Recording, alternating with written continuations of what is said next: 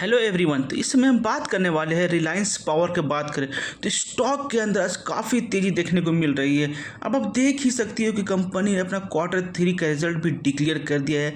Result ही बहुत ही बेहतर यहाँ पे दिखा है। कंपनी फाइनली यहाँ लॉस से प्रॉफिट में आ चुकी है और आप यहाँ देख सकते हो कि इस रिजल्ट में को हम लोग कोशिश कर रही हैं क्या क्या अचीव किया है कंपनी इस रिज़ल्ट के लिए और कहाँ पे अभी कमी रह गई है, क्योंकि आप देख सकते हो कि रिज़ल्ट के अंदर बहुत सारी पॉजिटिव और नेगेटिव बातें भी आती हुई दिखी है। तो उससे बात करेंगे। उसे स्टॉक से तेज़ी है लेकिन यहाँ बाज़ार में गिरावट का भी, ऐसे में कहाँ तक स्टॉक आगे जा सकता है वो समझने की हम कोशिश करेंगे और इस रिज़ल्ट के बाद आखिर क्या क्या रणनीति हो सकती है वो भी हम जानने की कोशिश करेंगे इस वीडियो के माध्यम से। तो हम सबसे पहले बात करते हैं आज बाजार का गिरावट में इस समय माहौल देख सकते हो। BSE सेंसेक्स देख सकते हो 77,893 के स्तर पे है, जहां पे 377% की यहाँ गिरावट देखने को मिल रही है। मतलब क्या है 0.48% यहाँ पर गिरावट देखने को मिला है, यानी आधा परसेंट की यहाँ पर गिरावट देखने को मिली है। और वहीं इस समय बात करें रिलायंस पावर, इसमें 42.36 के आसपास दिखाई देता हुआ, यानी 6.11% की शानदार तेज़ी के साथ दिख रहे हैं। बाजार में गिरावट नहीं तो तेज़ी और भी बढ़ सकता था यहाँ पर ही।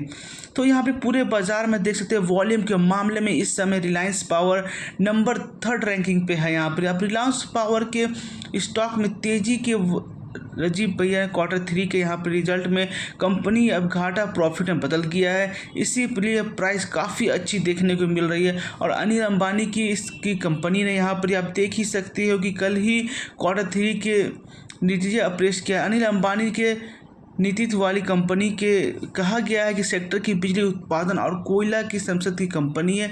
कंपनी के पास निजी क्षेत्र में बिजली सबसे बड़ा पोर्टफोलियो है, वो कोयला, गैस और हाइड्रो के मारुति रीजन से शामिल है यहाँ पर, जिसकी यहाँ पर टोटल प्राइस यहाँ पे देखा जाए तो यहाँ पे देखा जाए 5300 मेगावाट का यहाँ पे बहुत ही बड़ा है।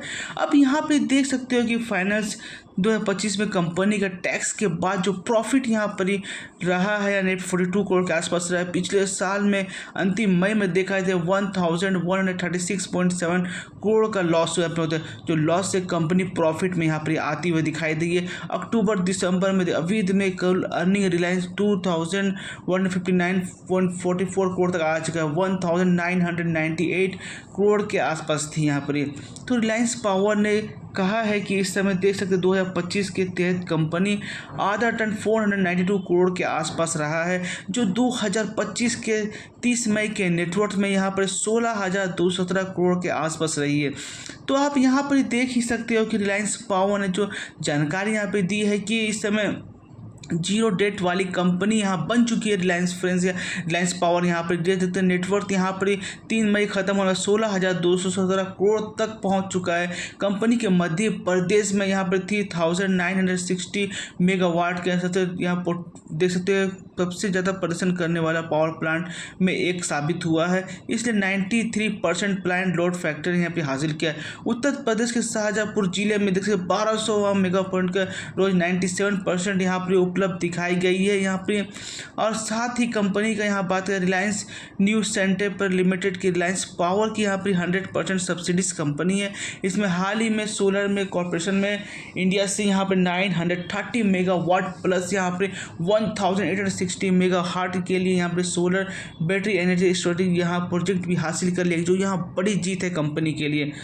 अब कंपनी के रिजल्ट की तब के लिए चलते सबसे बढ़िया सेल्स की बात कर लेते हैं। इस बार देख सकते हैं 1853 को यहाँ सेल्स यहाँ पर दिखा है, जो पिछले क्वार्टर में 1760 करोड़ के आसपास था, यानी क्वार्टर बेसिस पे सेल यहाँ कंपनी में बढ़ा यहाँ पर। और दिसंबर 2023 की बात करें तो 1944 करोड़ के आसपास था यहाँ पे, यानी ईयर ऑन बेसिस पे सेल्स यहाँ पे घटा है क्वार्टर बेसिस पे। दिसंबर 2022 की बात करें तो 1886 करोड़ के आसपास था यहाँ पर, यानी उस हिसाब से देखें तो इस बार थोड़ा सा सेल कम रहा है यहाँ पे। ईयर ऑन बेसिस पे देखें तो कमजोरी रह गई थी सेल में। तो खर्च की बात करें यहाँ पे 1361 करोड़ का टोटल खर्च रहा है, जो पिछले क्वार्टर में 1384 करोड़ के आसपास था, यानी जस्ट सेल से वृद्धि हुई हिसाब से खर्च भी यहाँ वृद्धि हुई है पिछले बार। इस बार खर्च थोड़ा कम हुआ है और पिछले साल सेम क्वार्टर में 2307 करोड़ का टोटल खर्च हुआ था। इस हिसाब से खर्च इस बार काफ़ी कम रहा है। और यहाँ दिसंबर 2022 में देखिए 1223 करोड़ का खर्च था यहाँ पर, उसके मुकाबले इस समय थोड़ा बढ़ता हुआ दिखाई दे रहा है यहाँ पर। अब वहाँ पर ऑपरेटिंग प्रॉफिट की यहाँ पर बात करें तो 490 करोड़ का यहाँ पर ऑपरेटिंग प्रॉफिट बताया गया था, तो पिछले क्वार्टर में 376 करोड़ के आसपास था। वही है क्वार्टर बेसिस पे देखा जाए तो ऑपरेटिंग प्रॉफिट यहाँ पर वृद्धि यहाँ पर दिखाई बढ़ते हुए देखिए, यहाँ पर सेम क्वार्टर में 360 करोड़ ऑपरेटिंग प्रॉफिट माइनस में था यहाँ पर, तो ये एक बड़ी जीत है, यानी माइनस में से प्लस में आ चुका है ये कंपनी, तो कामकाज काफ़ी शानदार चल रहा है यहाँ पर। तो अब बेसी दिसंबर 2022 में ऑपरेटिंग प्रॉफिट 663 करोड़ के आसपास था, तो इस बार के मुकाबले बहुत ही बेहतर है।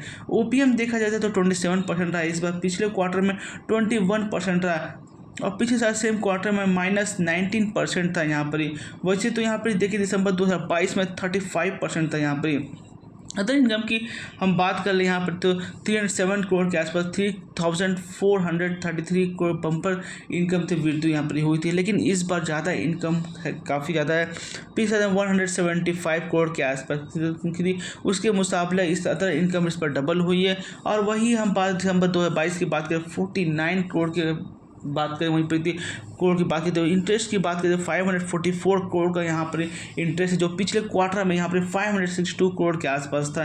और पिछले साल सेम क्वार्टर में 602 करोड़ का यहाँ पर टोटल इंटरेस्ट था यहाँ पर। और यहाँ पे देख सकते दिसंबर 2022 में 650 करोड़ का इंटरेस्ट यहाँ पर देखने को मिला था। और डिप्रिसिएशन यहाँ पर देख कंपनी में 204 करोड़ के आसपास रहा, पिछले क्वार्टर में देख सकते 243 करोड़ के आसपास था, तो अब पिछले साल देख सेम क्वार्टर में 258 करोड़ का था। और वही दिसंबर 2022 की बात करें तो 253 करोड़ के आसपास था। वही प्रॉफिट बिफोर टैक्स की बात करें यहाँ पे 50 करोड़ का था, और कंपनी ने तो प्रॉफिट बताया था। और यहाँ पर ही पिछले क्वार्टर में 3,400 करोड़ का प्रॉफिट था, यहाँ पिछले सेम क्वार्टर में 1,048 करोड़ का लॉस में था, माइनस में था। यही दिसंबर 2022 करके 192 करोड़ का यहाँ पे माइनस में था, या 50 करोड़ का प्रॉफिट था। उसमें 307 करोड़ की जो इनकम हुई है इस पर उसको माइनस करें तो अभी भी हम लगभग कह सकते हैं कि 240 करोड़ का आसपास ही लॉस ही है।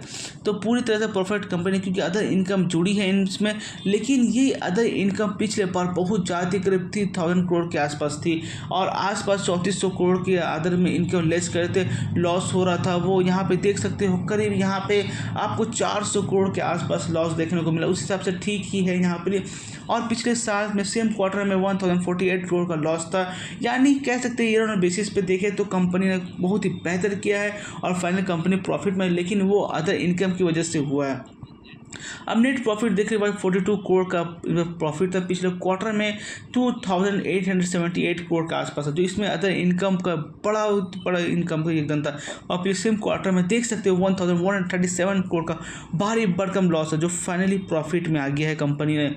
और दिसंबर 2022 में देखो 245 करोड़ का यहाँ पे लॉस है, लगातार कंपनी यहाँ पे लॉस प्रॉफिट में आई है। यहाँ पे ईपीएस अगर देखें तो ये जो 105 के आसपास है, और पिछले क्वार्टर में 7.16 था, पिछले साल सेम क्वार्टर में देख सकते हो -3.04 था, और वही हम दिसंबर 2022 में -0.80 रुपीज़ था।